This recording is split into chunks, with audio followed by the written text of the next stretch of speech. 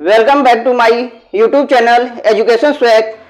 Dear student, today we are going to discuss about grammar. What is the grammar? जैसा कि बच्चों मैंने आपको ग्रामर बताने से पहले, जैसा कि मैंने लैंग्वेज के विषय में बताया कि सबसे पहले लैंग्वेज आया, उसको सुधारने के लिए ग्रामर आई। क्लियर बच्चों? तो हम आज ग्रामर के विषय में जानेंगे, जैसा कि लैंग्वेज की सुधार करने के लिए।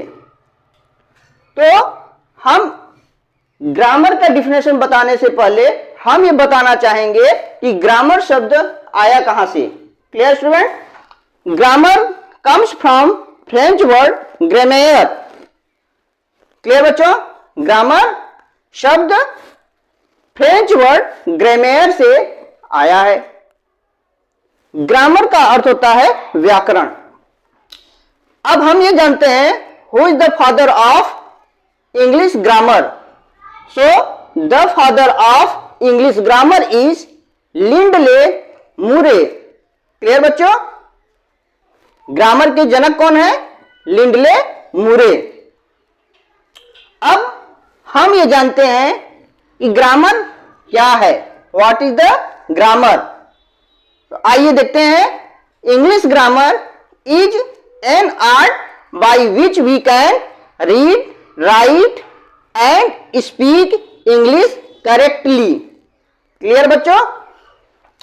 ग्रामर वह विद्या है जिसके द्वारा हम इंग्लिश को शुद्ध शुद्ध लिखना,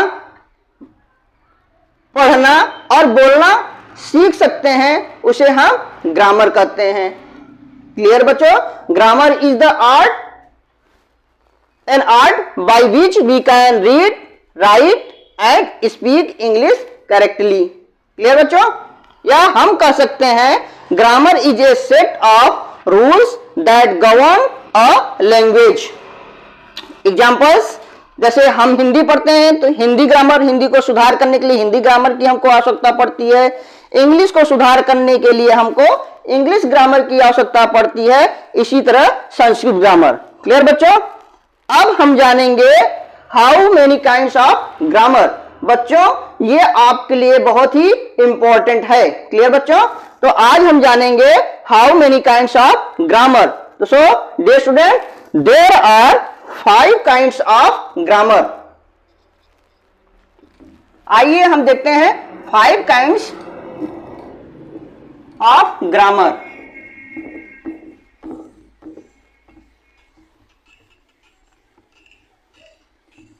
बच्चों ये बहुत ही इंपॉर्टेंट आपके लिए है, तो इसलिए इसको मिस न करिए। Clear? First is orthography,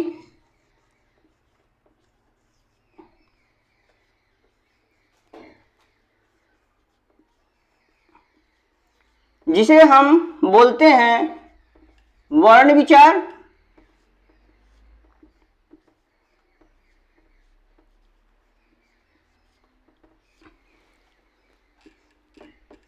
second है आपका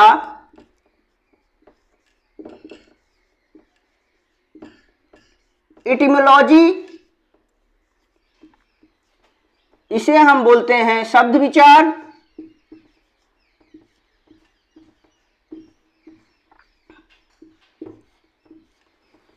third is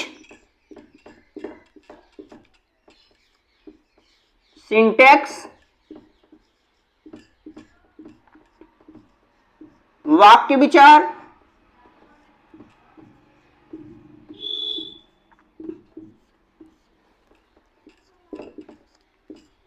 fourth is punctuation,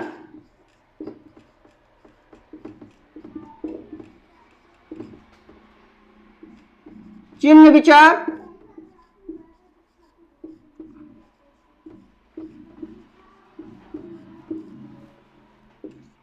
fifth is prosody, छंद विचार।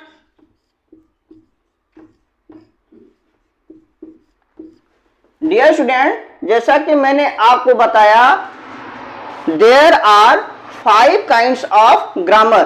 ग्रामर के 5 प्रकार हैं, उनके नाम मैंने आपको बताया। ऑर्थोग्राफी वर्ण विचार, इटिमोलॉजी शब्द विचार, सिंटेक्स वाक्य विचार, पंक्चुएशन चिन्ह विचार, प्रोसोडी छंद विचार। तो हम वर्ण विचार में अध्ययन करेंगे study of alphabet,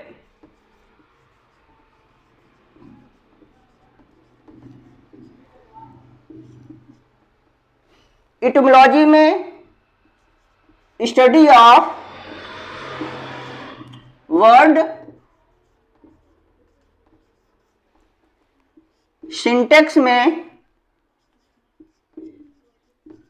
study of sentence, punctuation में study of punctuation mark,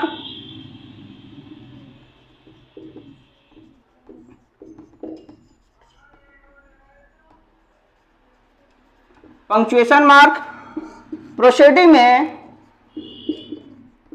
study of rhymes. Dear students, जैसा कि हमने आपको बताया, फर्स्ट ऑर्थोग्राफी वर्ण विचार, study of alphabet, second is etymology शब्द विचार, study of word, third is syntax वाक्य विचार, study of sentence, fourth is punctuation चिन्ह विचार, study of punctuation mark, fifth is prosody छंद विचार, स्टडी ऑफ राइम्स। क्लियर बच्चों? कुछ बच्चे जानते हैं हमारे, लेकिन कुछ बच्चों ने हमें यह बताया कि सर जी हमने काइंड्स ऑफ ग्रामर को नहीं पढ़ा है, तो हमने उनकी जानकारी को बढ़ाने के लिए हमको काइंड्स ऑफ ग्रामर बताना पड़ा। अब हम बताएंगे ऑर्थोग्राफी क्या है। हम यहां पर स्टडी ऑफ अल्फाबेट या स्टडी ऑफ लेटर भी लिख सकते हैं।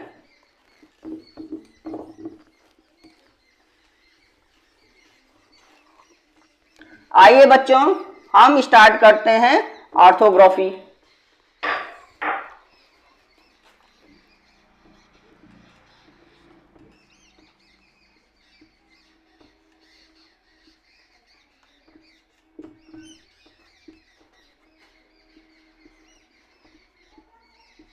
The part of English grammar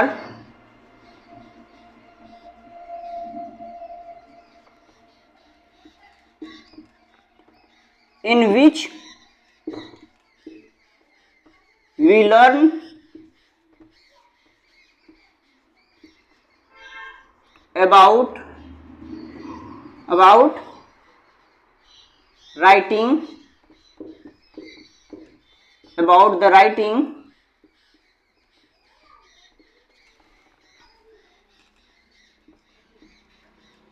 pronunciation, usage, kinds, etc. of letter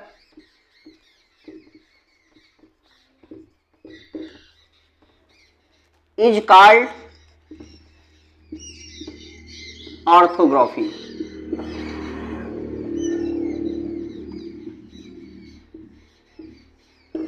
dear students, जैसा कि ऑर्थोग्राफी क्या है? The part of English grammar in which we learn about the writing, pronunciation, usages, kind etc. Of letter is called orthography. जैसा कि English grammar का वो भाग जिसमें हम लेखन, उच्चारण, प्रयोग और प्रकार लेटर के सीखते हैं, हम उसे ऑर्थोग्राफी कहते हैं। क्लियर बच्चों? ठीक है बच्चों, तो ऑर्थोग्राफी। अब ऑर्थोग्राफी के अंतर्गत अब हम पढ़ेंगे अल्फाबेट।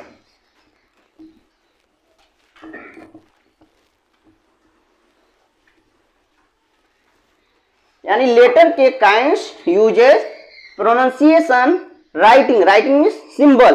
क्लियर? तो सबसे पहले हम जानेंगे अल्फाबेट।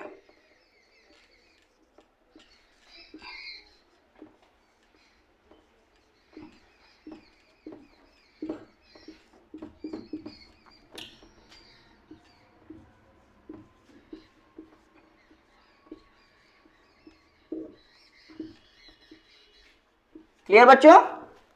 अब हम पढ़ रहे हैं ऑर्थोग्राफी में अल्फाबेट। इसको हम हिंदी में बोलते हैं वर्णमाला। क्लियर बच्चों?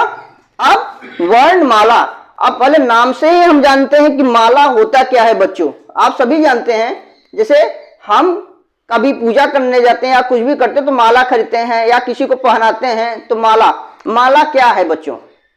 मान लीजिए कि हम फूल को इकट्ठा किए, किसी भी फूल को, मान लीजिए गुलाब का फूल लाए या गेंदा के फूल को लाए, ढेर सारा इकट्ठा किए और उसको गोहना शुरू किया। गोहना मतलब एक दूसरे को जोड़ना। अब जोड़कर एक श्रृंखला से दूसरे श्रृंखला में हमने जोड़ दिया, तो अब उसको क्या बोलेंगे? माला बोलेंगे।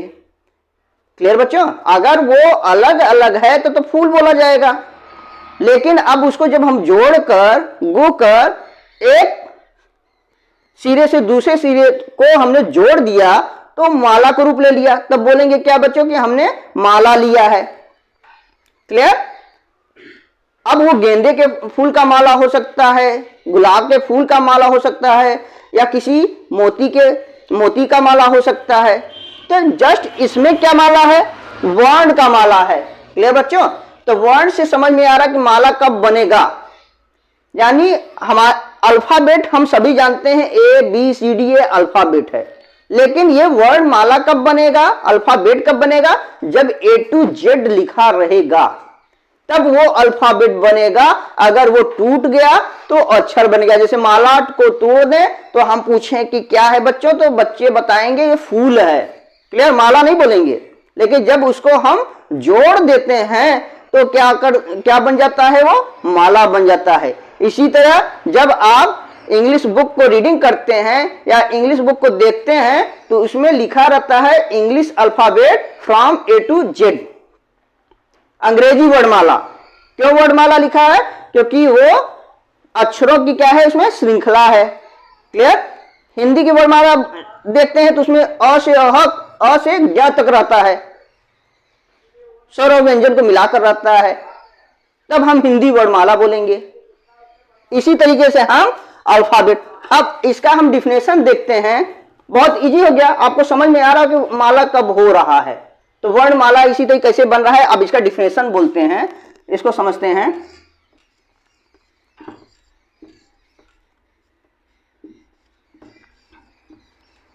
The English language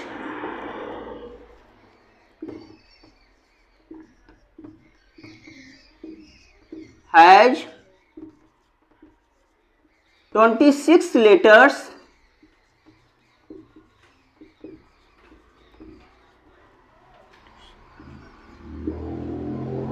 which are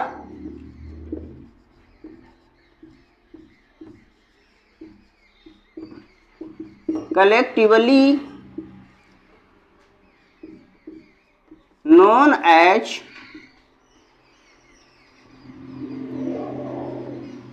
English alphabet.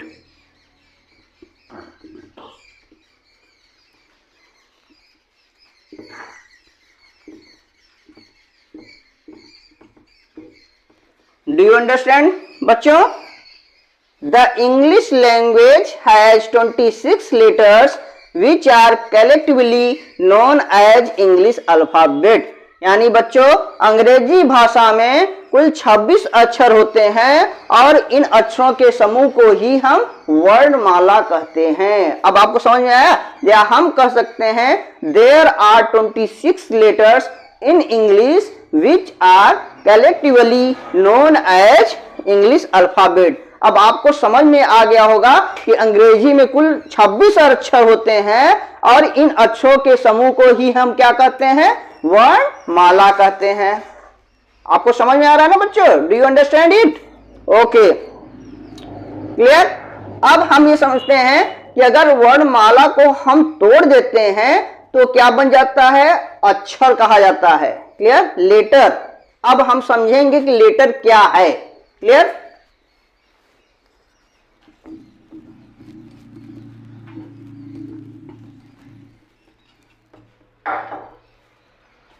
Letter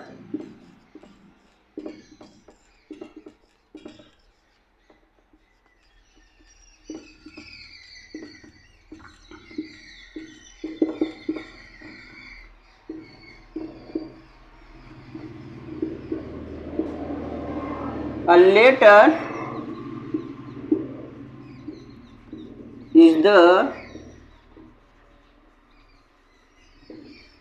smallest unit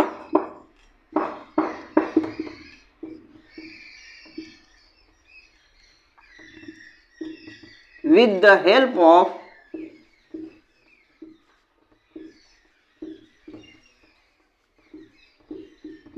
which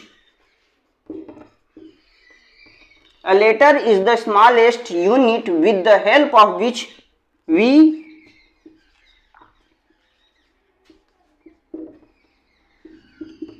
write a word.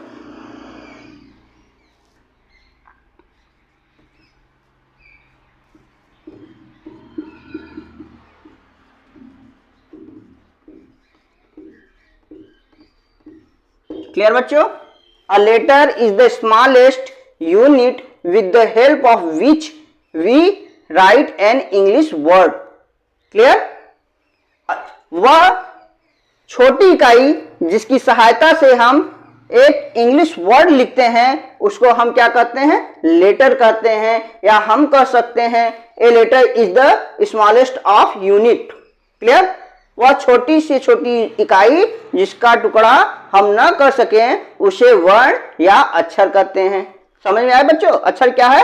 वह छोटी से छोटी इकाई जिसके हम टुकड़े न कर सके उसे हम वर्ण या अक्षर कहते हैं। क्लियर बच्चों? ए एक अक्षर है, बी एक अक्षर है। आपको समझ में आ रहा होगा। तो a letter is the smallest unit with the help of which we write an English word, या हम कह सकते हैं वह छोटी इकाई है जिसकी सहायता से हम एक शब्द को लिखते हैं उसे हम क्या कहते हैं, लेटर कहते हैं। अब हम बच्चों चर्चा करेंगे काइंड्स ऑफ लेटर, यानी अक्षर के प्रकार। Kinds of letter.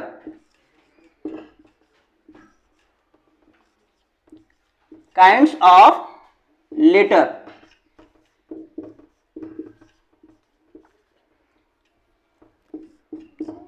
बच्चों, there are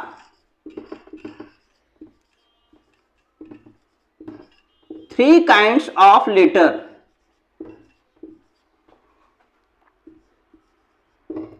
Three kinds of letter. बच्चों, अभी हम लेटर के दो प्रकार पढ़े थे, लेकिन अब हम यहां पढ़ेंगे there are three kinds of letter. अक्षर के तीन प्रकार होते हैं। क्लियर बच्चों? फर्स्ट इज वाउल,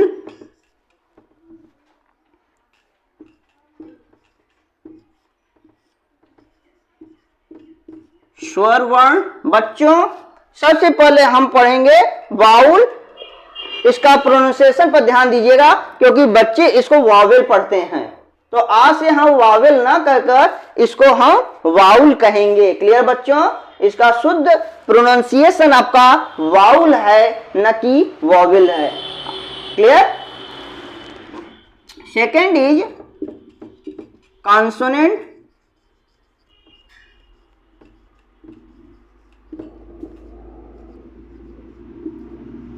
व्यंजन वर्ण। थर्ड इज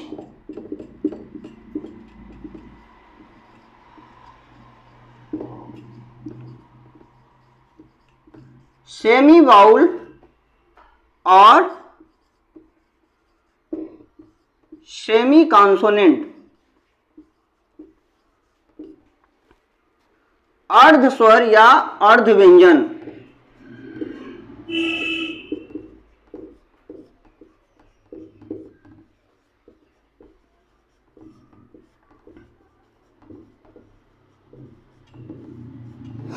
क्लियर बच्चों?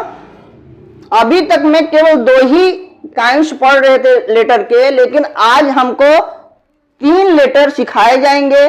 फर्स्ट इज वाउल स्वर वर्ण, सेकंड इज कॉन्सोनेंट व्यंजन वर्ण, थर्ड इज सेमी वाउल और सेमी कॉन्सोनेंट अर्ध स्वर या अर्ध व्यंजन। क्लियर बच्चों? Let's start now. What is a vowel?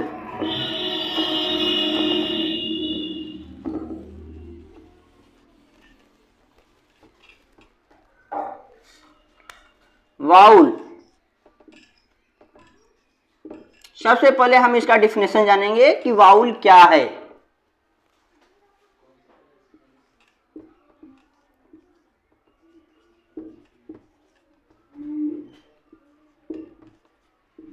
A vowel is pronounced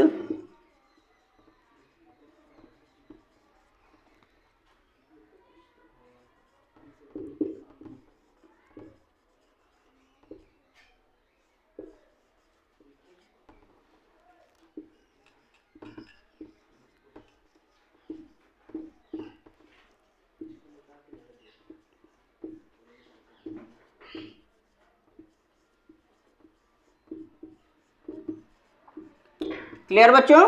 a vowel is pronounced without the help of another letter. स्वर वर्ण जो कि बिना दूसरे वर्ण की सहायता के बिना बोला जाता है। समझते हैं बच्चों? अगर हमको के बोलना हुआ या हमको बी बोलना हुआ तो हम देख रहे हैं कि बी में ई आ रहा है। क्लियर? लेकिन हमको ए बोलना हुआ तो ये इसे बोलने के लिए हमें दूसरे अक्षर की सहायता लेनी नहीं पड़ रही है। क्लियर बच्चों?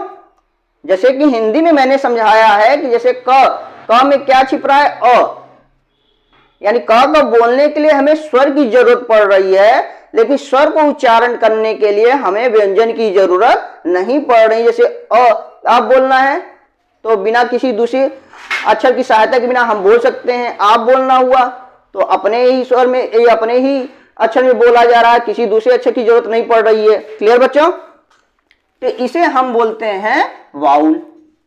समझ में आ रहा है बच्चों? या एग्जाम नेक्स्ट डिफिनेशन हम समझते हैं, या सिंपल आप बोल नहीं बता पा रहे हैं तो हम दूसरा डिफिनेशन आपको दे रहे हैं। A E I O and U are called vowel. आप इस तरीके से भी डिफिनेशन बता सकते हैं बच्चों। A E I O and U are called vowel. आपके पास 2 डिफिनेशन हो गए। A vowel is a pronounce without the help of another letter, या हम बोल सकते हैं A E I O and U are called vowel. तो हम समझते हैं कि वाउल कितने हुए? वाउल 5 होते हैं। क्लियर बच्चों? A E I O and you. और सबसे खास बात बच्चों हम ये बताना चाहते हैं कि वाउल शब्द आया कहां से? वाउल शब्द वोकेलिस शब्द से आया है। वोकेलिस मतलब होता है वोकल।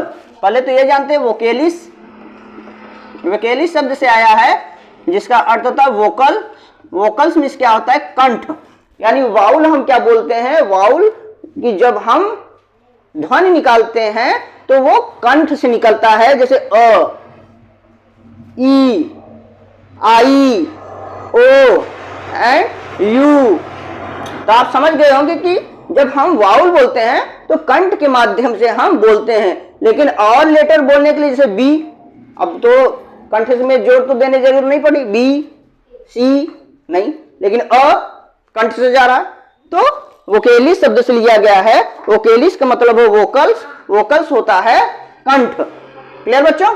तो आपको समझ में आ गया होगा कि वाउल क्या है। और there are 5 vowels, A E I O and U. Clear बच्चों? अब हम समझेंगे consonant.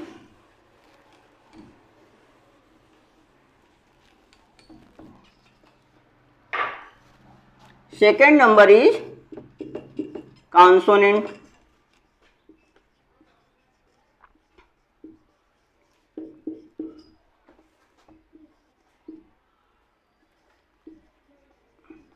A consonant is pronounced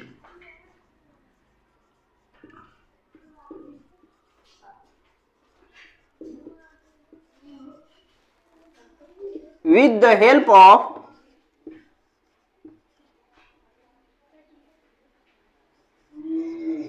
a consonant is pronounced with the help of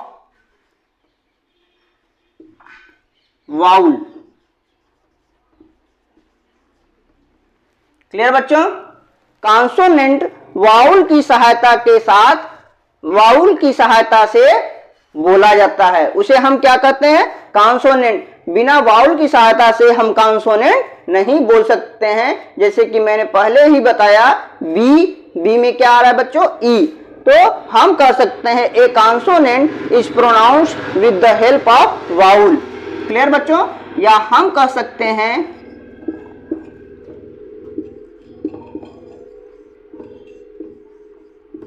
all the letters except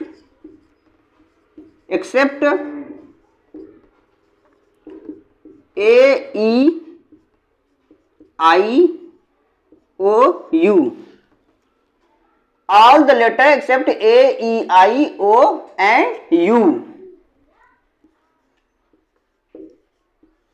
are called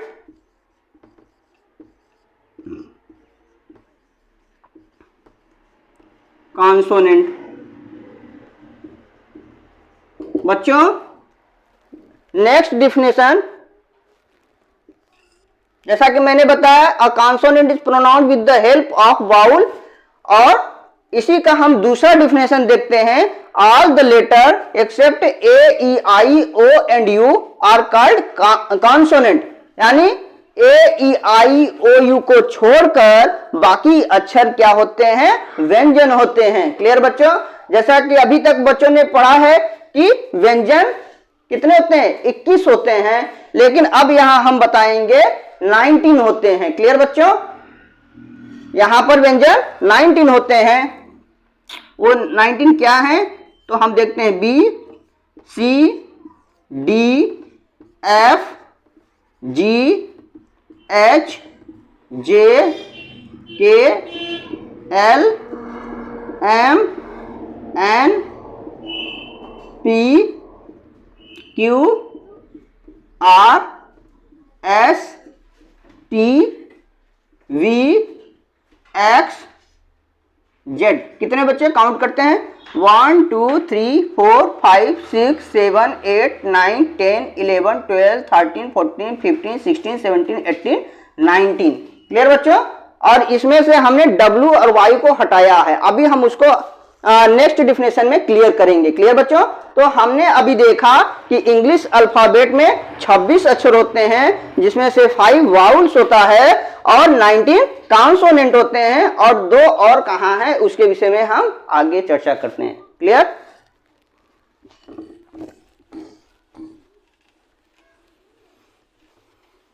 next is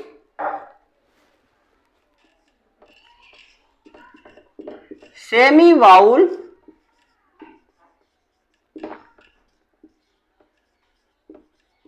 और semi consonant.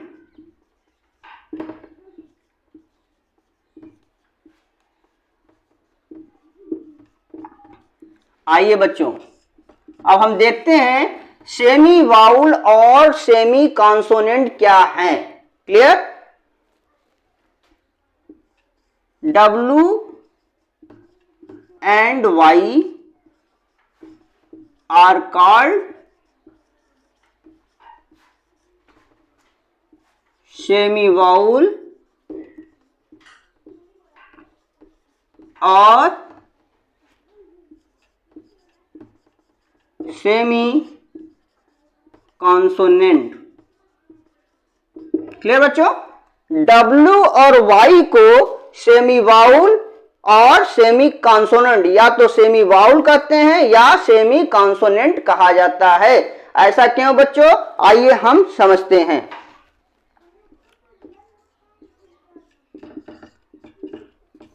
When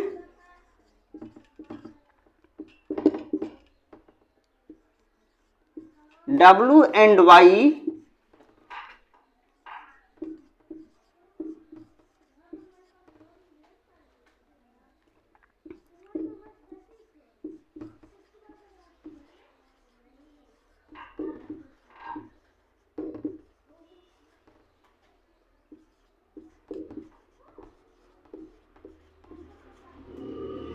when W and Y are in the beginning of a word, they are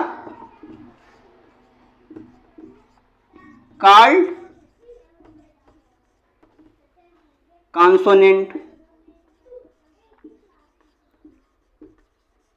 बच्चों, when W and Y are in the beginning of a word, they are called consonant। जब हम किसी शब्द के शुरुआत में W और Y रखते हैं तो वो कॉन्सोनेंट कहे जाते हैं।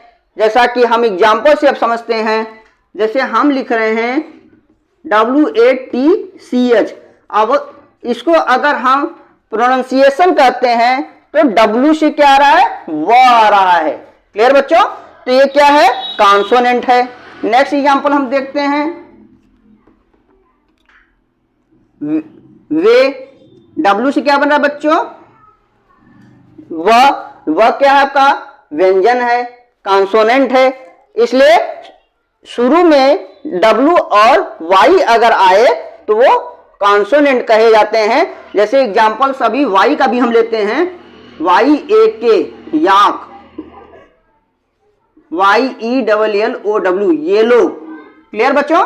तो हम समझ गए होंगे कि अगर W और Y किसी शब्द के पहले आए तो वो व्यंजन की ध्वनि देता है, इसीलिए इसको सेमी कॉन्सोनेंट कहते हैं। अब हम समझते हैं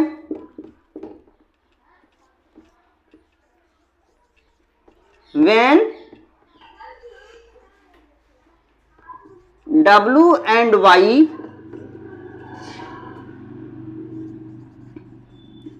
come at the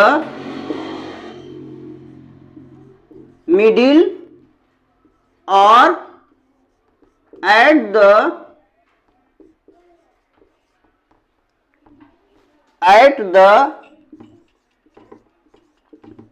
end of a word,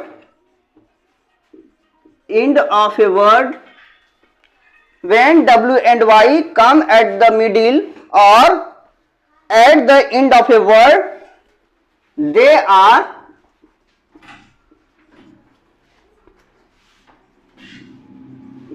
vowels. बच्चों आप समझते हैं कि यदि W और Y किसी शब्द के बीच में या मध्य में आते हैं, बीच में या अंत में आते हैं तो वे वाउल होते हैं। एग्जाम्पल से अब हम समझते हैं। क्लियर बच्चों? जैसे काऊ, COW। अब लास्ट में W आया तो क्या पढ़ेंगे? काऊ। ऊ आ रहा है ना बच्चों, तो ऊ क्या है? स्वर है। क्लियर? एग्जाम्पल नेक्स्ट लेते हैं। नाउ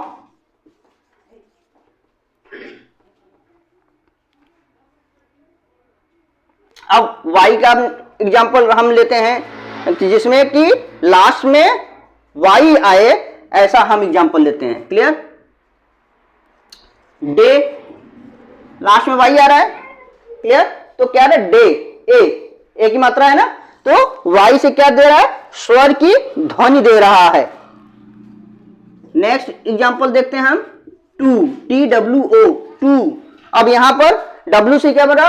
ऊ, टू। बीच में आया नहीं है, तो जैसा कि मैंने लिखा है when W and Y come at the middle, या तो मध्य में आए या शब्द के अंत में आए, they are vowel। वे क्या होते हैं? वाउल होते हैं। बच्चों एक बार फिर से हम समझते हैं कि W एंड Y दो ऐसे अक्षर हैं जिन्हें हम सेमी वाउल या सेमी कॉन्सोनेंट कहते हैं, अर्ध स्वर या अर्ध व्यंजन कहते हैं। क्यों कहते हैं बच्चों? जैसा कि मैंने आपको रूल्स लिखाया है कि when W and Y are in the beginning of a word they are called consonant। यदि W और Y किसी शब्द के अंत में आए तो वह व्यंजन ध्वनि देता है। क्लियर? जैसे मैंने एग्जांपल से आपको बताया है, शुरू में आने पर क्या होता है? व्यंजन ध्वनि। जैसे वाच हो गया आपका, वे हो गया, याक हो गया, येलो हो गया। अब यही W और Y अगर वाक्य के बीच में आए या अंत में आए तो वे स्वर की ध्वनि देते हैं। जैसा कि काऊ, ऊ आ रहा है, नाव, डे, ए आ रहा है, टू। क्लियर बच्चों? अब आपको समझ में आ गया होगा। अगर यह वीडियो आपको अच्छी लगी हो तो लाइक, शेयर और सब्सक्राइब जरूर करिए। Thank you.